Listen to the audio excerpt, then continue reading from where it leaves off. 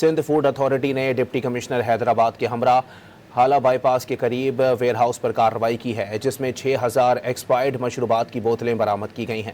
مزید جانتے ہیں ڈان نیوز کے نمائندے سید وسیم سے۔ وسیم، بتائیے گا۔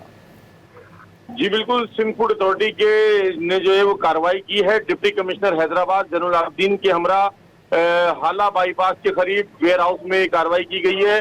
کارروائی کے دوران 6000 زائد المیعاد بوتلیں برآمد کی گئی ہیں۔